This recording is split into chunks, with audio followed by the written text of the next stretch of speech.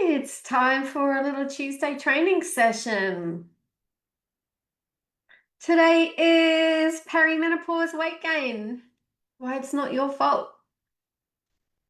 In the meanwhile, what today is about, today I want to go live and talk about perimenopause weight gain because I guarantee you every single week I have women in my inbox asking me, what the heck, how come I'm putting on weight? I'm eating the same as I've always eaten. I don't understand what's going on. And so we need to keep up this conversation so that women understand what's going on in their bodies.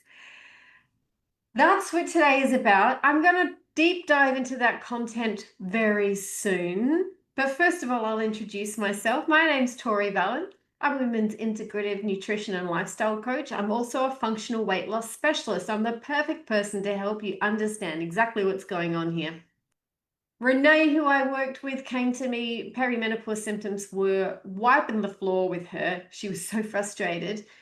After working with Renee, her weight was down significantly. I think it was 10 kilos down, no more hot flushes, aches and pains gone. She was having massages several times a week just to keep in front of the pain. No pain after working with me.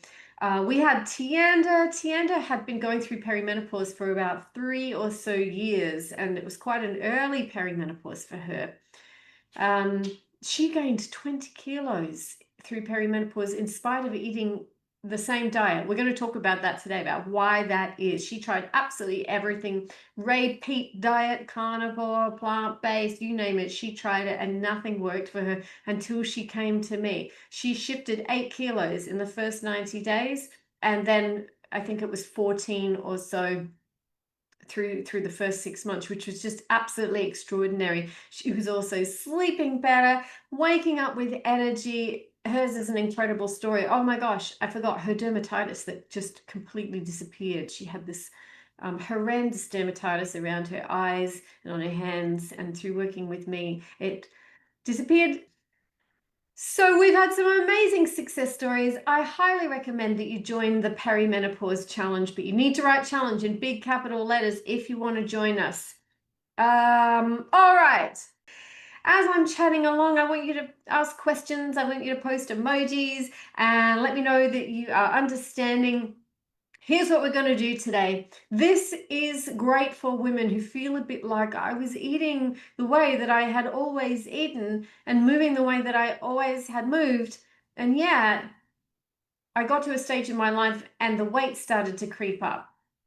Now, you may have noticed the weight was creeping up around upper torso. You might have noticed the weight is creeping up around hips and butt and thighs. But a really common scenario is that where you used to store weight changes and suddenly you have it around your middle. And it never used to be there. You know, women will say, but I always had a really flat tummy my whole life and now I don't. Now I've got a belly.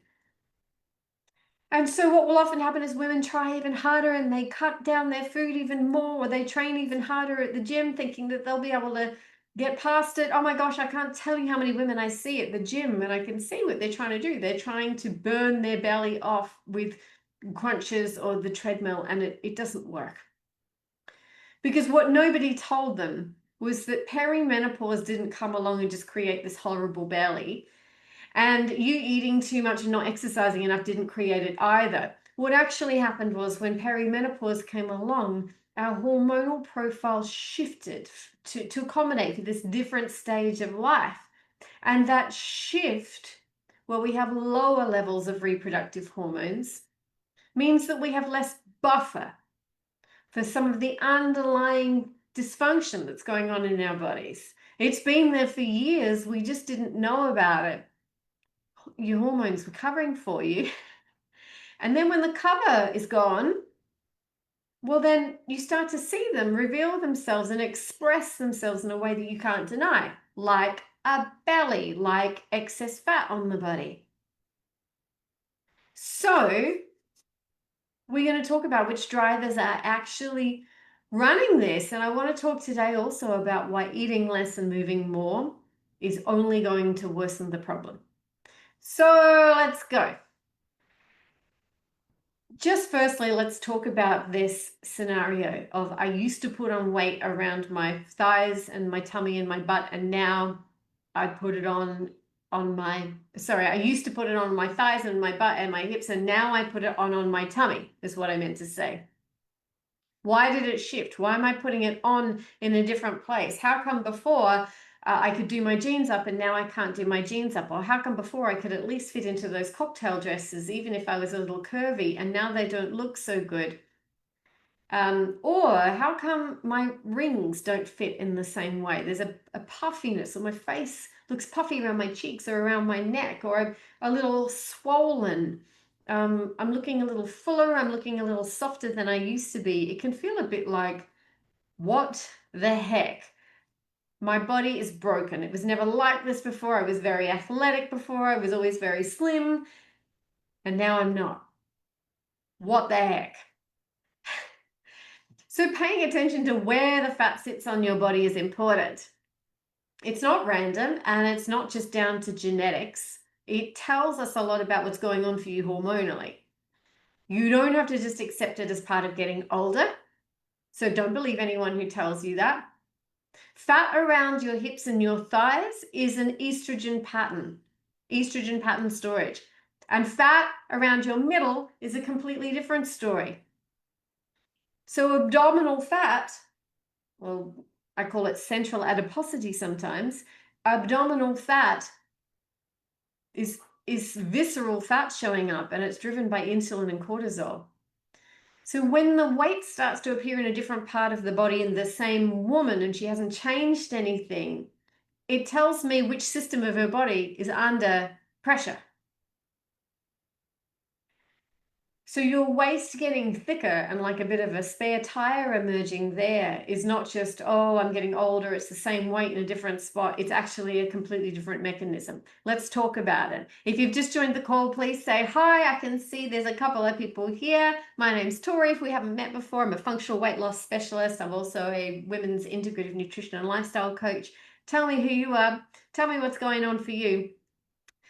Talking about muscle is important, because we start to lose muscle from about our mid-30s or so. The body will start to break it down unless you are being very proactive about defending that scenario and keeping your muscle. Muscle is really important because it's where the majority of the glucose in the body is going to get disposed of. And the less muscle you have on your body, the less capacity you have for handling the same meals you used to eat. So if you start to get a little bit softer, then that's your body losing muscle, and that's not going to be good for your future fat defense. If you are finding this slow creep happening, and you're also noticing other things like, I'm colder than I used to be, I'm a little more constipated than I used to be, my hair is thinning, my mood is pretty flat, then what we're hearing is we're hearing a hormonal picture. Do you see how this is not you ate too much and you didn't exercise enough? Like, why would that be the case if the exercise you did before was enough and what you ate was enough? So we have to identify the specific hormonal drivers, because if you don't know specifically what the hormonal drivers are of your weight gain, then you can't address them properly. And just trying something random like the carnivore diet or the Ray Peat diet or the going plant-based or whatever, is just like throwing spaghetti at the wall and seeing if it's going to stick. It's not necessarily going to impact the specific hormonal patterning that's going on in your body. And I can't tell you how many women I've had come to me who've tried every single one of those diets, and it might work for a little while, but only for a little while, and then it doesn't. And then what? She's no further along with understanding what's actually going on in her specific body. I often hear women with Hashimoto's saying to me, I can't lose weight because I have Hashimoto's, and it's not the case. Specifically, I remember beautiful Penelope who came to me who tried everything for years. For about 13, 14 years, nothing had shifted for her. And she had tried everything. When I say everything, I mean absolutely everything, until she came to me. And she lost 7 kilos in about 10 to 12 weeks. After nothing else had worked. So it's not true to say that if you've got Hashimoto's, you can't lose the perimenopausal weight. You can. You have to understand the dynamics. You have to understand what's going on hormonally. So let's talk about perimenopause hormones and what is shifting. A lot of women know progesterone falls first. So that's good. I'm glad you know that. Because women might have been told, like, oh, in perimenopause, your hormones start dropping and you are low on hormones. The truth is, it's a bit more complex than that because, yes, progesterone falls and total estrogen is falling over time. But what happens is the ratio of them for a little while becomes not the right ratio. And we call it relative estrogen dominance, is what happens for most women. And it can happen even when your estrogen is low. I will explain all of this in much more detail inside the perimenopause challenge, but right now, all you need to know is that when you move through perimenopause, the ratio of your reproductive hormones flips for a little while. And it isn't going to help you just to top those up and go and get MHT or HRT, as we used to call it. It's not a case of more hormones will help, because what we've got is a ratio imbalance. We've got a ratio imbalance and we have a volatility going on. If you want to understand more about this, I will absolutely explain it inside the perimenopause challenge that starts on Monday. You need to type challenge in big capital letters. But let's skim the surface here. Estrogen normally, earlier in our lives, helps our cells become sensitive to insulin, which is a great thing. We want to be sensitive to insulin. We want insulin to be able to get into the cell, escort glucose into the cells. And when estrogen starts dropping, we become more prone to insulin resistance. And that is one of a few reasons why the same meal you used to eat earlier in your life that didn't make you put on any weight or feel any different, the same meal now feels different, creates weight gain, creates puffiness. It's not the same anymore. This is a great signal though, because it's telling us something about our hormonal terrain. And the great news about that is that terrain can be supported. We can support our progesterone. We can support estrogen levels in the body, which doesn't always mean that we need more. We may need to clear out excesses. We can support blood sugar. We're not going to get through any of this by pushing harder. We get through this by understanding what's going on in our unique body, and we work with the pattern instead of trying to work against it. So dieting, hammering yourself at the gym, carnivore, keto, all of those things, I call those things pushing against your pattern. They're going to make you feel awful eventually, and they're going to create the body experience that you don't want. Does that make sense to you guys? I hope so. Give me a little thumbs up if it's making sense. That hammering yourself at the gym, keto, carnivore, low calorie, even intermittent fasting, it's all working against what you want because it's not working with your hormones. Give me a little thumbs up if that makes sense to you. I just want to make sure that you guys are following. I often talk to women about the fact that everything you feel that's uncomfortable, that you don't like, is a wonderful thing. It's a symptom, and symptoms are messages. It means something needs to change, and our body's giving us a clue. It's a good thing you feel awful. It means you get an opportunity to address it. If you address it, you get to live a longer and healthier life. Hallelujah. Let's be happy about this. I know it's uncomfortable. I know you don't like it. I know you want it to end. I'm going to help you with that. The problem is when women feel awful, they go searching for answers and they're not given the correct information. Thank you. I'm seeing a thumbs up from Jenny. Good. Glad it makes sense. They go looking for answers. They might go looking for answers with their GP. They might go looking for answers inside a Facebook group. They might ask their friends, but the information they're being given is not the right information for them to be able to solve it. And they'll sometimes reach the conclusion, oh, this is just, oh, Dishka's following along as well. Wonderful. And they'll be thinking, okay, maybe this is due to inflammation. I read that in a Facebook group. Or here's a classic. They'll say, it must be parasites. If I just do this really harsh parasite cleanse, then it's the parasites that are making me fat. So if I just make the parasites go away, then my problems will be solved. Or they might see something in their feed about some fantastic supplement that lowers cortisol, and they'll go, it's the cortisol that's the problem, and I'll just take the supplement that addresses the cortisol. And they chase that thing for months. This is what they do. They hyper focus on that thing and they chase it for months. Parasite cleanse after parasite cleanse, cortisol lowering supplement after cortisol lowering supplement, hyper fixated on this one little thing, and then they'll switch and they'll be hyper fixated on another little thing, and they'll hyper fixate on another little thing. And they chase things for months. Sometimes they get a little tiny win. They might lose a couple of kilos, a couple of centimeters. Mostly they don't. Mostly they get no results at all, and they end up even more frustrated, and they say things to me like, I've tried everything and nothing works for me. No, you haven't. You just tried a bunch of things that didn't address the root causes of your problems. That's what you did. You didn't try everything. You tried a bunch of things that don't work. Okay? Parasites and inflammation and problems in the mitochondria and problems in the gut, those are all effects, not root causes. Those are all other symptoms. They're not root causes. To give you an analogy, they are just the smoke. They're not the actual fire. We didn't start the fire. They could all sing that song, right? They didn't start the fire. They're just the symptom. If you keep chasing symptoms, you're not going to get anywhere. It's root causes. So what are the root causes? I know you're dying to know, and I will delve into these in detail inside my free perimenopause 5-day challenge. We start on Monday. If you want to be part of it, you need to type challenge in big capital letters so that me or one member of my team can reach out to you and show you where to register. The root causes of this problem of perimenopause weight gain: 1, unstable blood sugars and insulin resistance.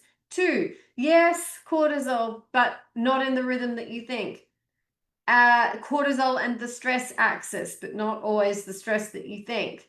People have a very limited view of what stress means. I'm here to blow your mind on the meaning of stress. Number 3, thyroid is frequently involved, so we need to understand thyroid and why it slows down. And your gut and your liver are a really important part of this too. We are going to talk about gut and liver inside the perimenopause challenge, and I'm going to make it easy for you to understand so you can fix it. And of course, we also have nutrient status and underneath all of it, because being low on nutrients is going to exacerbate this problem of the weight gain in perimenopause. Always. There's always some type of nutrient insufficiency playing a part here. What's the great thing about all the things I named? They are all things you can influence. Wouldn't it be bad news if I told you that that's just perimenopause? You just put on weight, you just end up with a spare tire and you don't get any choice in the matter. Well, that would leave you completely powerless, and that would be terrible. And I don't want any woman to feel powerless, because you're not. The truth of it is you can change these things. The root causes, the drivers that are creating excess weight in perimenopause, you have control over all of them. And none of those things that I named require you to eat less and move more. In fact, it's usually the opposite. There's an order to this. You don't do all of them at once, but some of them might overlap. And it's the work that I do with women to help them overcome perimenopausal excess weight and also overcome perimenopause symptoms. So, what's your starting point? Your starting point is to come with me this coming week and do the perimenopause challenge. We start on Monday, and you're going to learn exactly why perimenopause did not create your weight gain. It revealed it, and you're going to understand exactly what those dynamics are in a lot more detail than what I'm able to cover in a 25-minute Facebook Live session. We start Monday. You'll understand what your symptoms are actually telling you. You'll know exactly what you need to do about them. We work through the patterns. We look at some case studies. You will leave understanding the exact order of operations of how to do this all. I've got a hair in my eye. But you need to register this week if you want M, because registrations close on Sunday, so that's not very long, right? Comment challenge below. I will send you all the information, and it's free, right? So what do you got to lose? I would love to work with you, so I very much hope that you will comment challenge so I can send you the information. In the meanwhile, I very much hope that that was some good information to you about why doing the same things you used to do before don't work now. It's about this shift. It's about the revealing of dysfunction. It's not your fault. Your body changed, but it is your responsibility to do something about it and take action. This is the action you can take. Come join me starting Monday in my free 5-day perimenopause challenge. I so hope to see you there. I wish you an amazing Tuesday and an amazing rest of the week, and I will talk to you very soon. Bye.